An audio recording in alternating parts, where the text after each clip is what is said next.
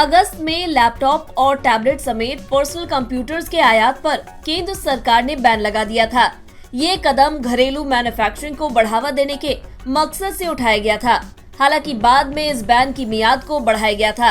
इसके बावजूद ऐलान के अगले ही महीने यानी सितंबर में पर्सनल कंप्यूटर्स, लैपटॉप और टैबलेट का आयात 42% बढ़कर $72 करोड़ पर पहुंच गया। भारत में इन आइटम्स का सबसे ज्यादा आयात चीन से होता है। सितंबर में चीन से लैपटॉप, टैबलेट का आयात 33% बढ़ा था, जबकि सिंगापुर से इंपोर्ट 188% बढ़ गया है।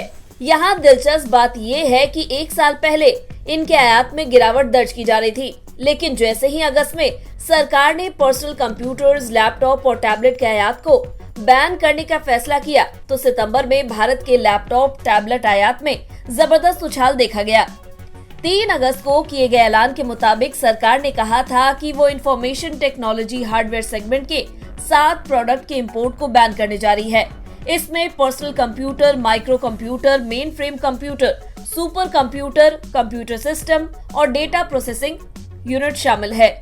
उस वक्त कयास लगाए जा रहे थे कि इन सामानों का चीन से आयात को रोकने के लिए ये कदम उठाया जा रहा है, लेकिन सरकार ने साफ कर दिया था कि वो इंफॉर्मेशन टेक्नोलॉजी हार्डवेयर के आयात पर प्रतिबंध लगाने के मसले पर किसी खास देश से आयात पर बैन नहीं लगाने जा रही है।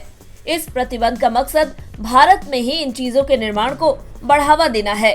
बैन के ऐलान के असर से इन सामानों की बिक्री में भी बढ़ोतरी दर्ज की गई है। आंकड़ों के मुताबिक जुलाई-सितंबर के दौरान पर्सनल कंप्यूटर की बिक्री 14% तक बढ़ गई है।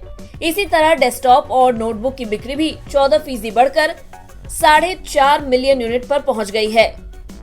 डेस्कटॉप की बिक्री जुलाई-सितंबर में 19.3% बढ़ी है, जबकि नोटबुक की बिक्री 13.1% बढ़ी है।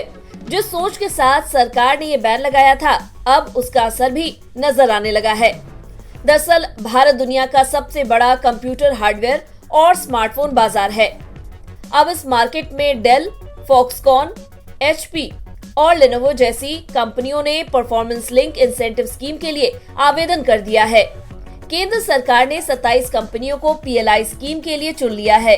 उम्मीद की जा रही है कि हार्डवेयर बनाने वाली कंपनियों के इस कदम से भारत में IT हार्डवेयर इंडस्ट्री में 3,000 करोड़ रुपए का निवेश होगा, जिससे 50,000 लोगों को नौकरी मिलेगी। PLI स्कीम के 5 साल के कार्यकाल में कंपनियां 4.65 लाख करोड़ के प्रोडक्ट तैयार कर सकती है। जिन 27 कंपनियों को PLI स्कीम के तहत मंजूरी मिली है, उनमें से 23 कंपनियां उत्पादन तुरंत शुरू करने पर काम कर रही है। ब्यूरो रिपोर्ट, बिज तक।